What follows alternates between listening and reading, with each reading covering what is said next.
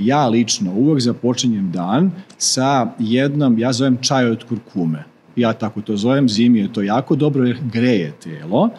Možete tu staviti i par kapi limuna. Uopšte ne mora da bude to limun, cedim limun ceo, čak nije dobro za stomak, jer tako je, smeta, nije dobro tako. Dakle, jedna kombinacija vrela voda sa malo hladne vode, to vam je prva stavka koju uzmete tako i to je prva hidracija koja ide ujutro.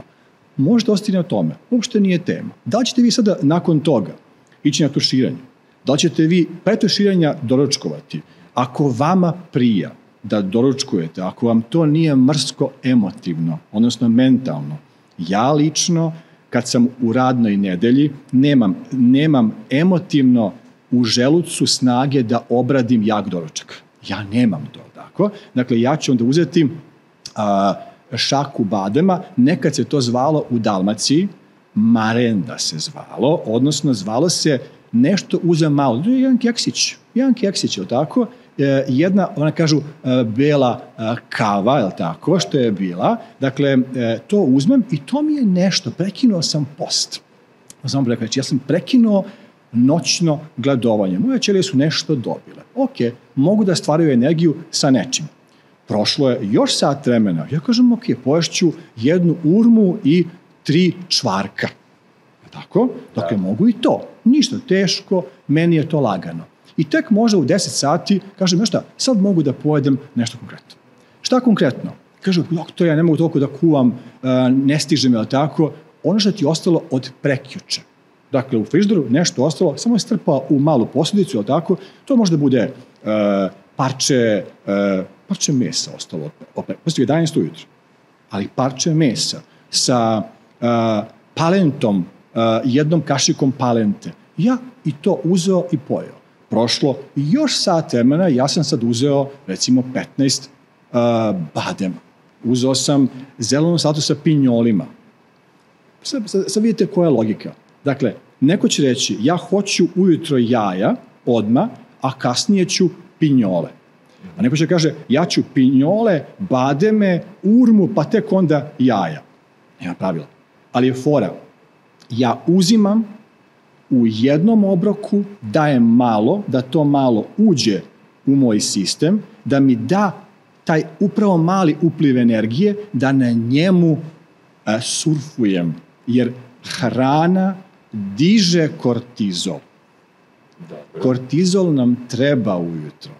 Dajte to da ja to sad namjerno polako pričam, jer to je sada kortizol, spuštajte ga. Ne spuštajte kortizol ujutro. Koga spušta ujutro, taj energije nema.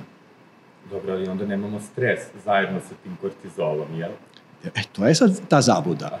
Dakle, hormon kortizol, mi smo ga nazvali, znate, to je ona priča, neko ga nazovi, pa kaže, to je hormon stresa, to je hormon života.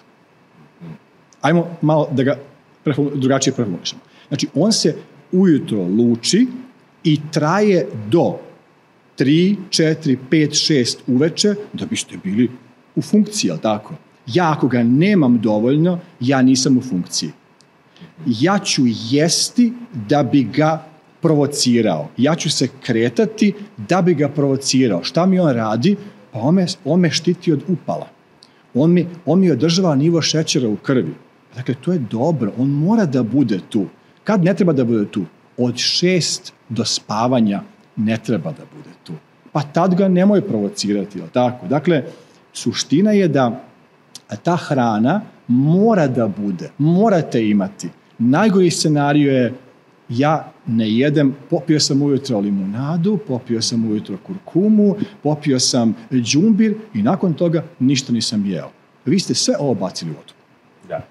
Sada, čuo sam malo pre da ste rekli tokom gostovanja da treba da jedemo i uveče. Sada negde možemo da pročitamo, da čujemo, da saznamo da bi trebalo između poslednjeg obroka i doručka da prođe, ne znam sada, nekih možda 16 sati, koliko treba organizmu da očisti te neke loše mrtve ćelije, je li to istina ili zabluda? To je zabluda, velika zabluda. Dakle, kogod ne jede posle 6 sati njegove ćelije već u 2 ujutro pate. Dakle, gladne su. I vi sad možete stvarno gladovati, ništa nije sporno, ali gladovanje jednako razaranje sopstvenih ćelija. One pate, jadnice. I sad kad biste ih snimili unutra, pa one pate. A pričamo dalje onda, pa čekaj, da li da jedem uveče? Da, pa kažu, aha, mogu da jedem, ali ne možeš da jedeš losos, ne možeš da jedeš biftek, ne možeš da jedeš meso sa sirom, to ne možeš, jer to podiže nivo kortizola, to se ne može provariti, ali šta možeš? Uzmi parčence, evo, uzmite parčence, ne znam, rikote, uzmite neki sojin sir, uzmite semenke, uzmite bademe, uzmite palentu sa maslinovim uljem i malo pinjola, uzmite neku salaticu, bareno povrće koje je ostalo od ručka, a to jedete više puta u toku te večeri. To nešto će doći do vaših ćelija, one kažu sad smo mirne i možemo da se oporavljamo mirno tokom večeri. Ako im niste dali energiju, one se ne oporavljaju tokom večeri. Nema energije. Da. I vi ste u stresu. Koji ste sami napravili nejelom. Ja to zovem stres nejela. Je najveći stres 100 puta gori nego bilo koji stres na poslu koji imate, koji ste doživljavali. To je veći stres, a mi danas imamo menadžere, ljude koji su aktivni, koji mnogo rade, koji se kreću, oni kažu, ja nisam jeo ništa do 3 popodne. To je za organizam pakao. I oni, gle čuda, vremenom počnu da dobijaju stomačiće. Zato što su počeli da hormonski se menjaju i stvaraju mnogo više kortizola, mnogo više insulina koji otupi one kanale za ulaz glukoze i to tupljenje pravi nagomilavanje šećera. Bili vi vrhunski sportista, bili vi vrhunski menadžer koji vežba, nebitno šta je, nisi jeo. Dakle, verujte mi, danas ja imam više problema da sa ljudima dogovorim da trebaju jesti nego bilo šta drugo. A ona čuvena boljka, barem Srba, ne znam kako je kod drugih naroda, a to je da se prvo ujutru popije kafa na prazan stomak i na prazan želudac. Je li to pa nije dobro. Opasno ili nije? A ništa nije opasno, da vam kažem. Znači, ajte da, gledajte, strah koji smo mi ovde sad uzeli kao način života. Mi smo strah uveli kao način života. Dakle, dajte, nemojte da se više strašimo.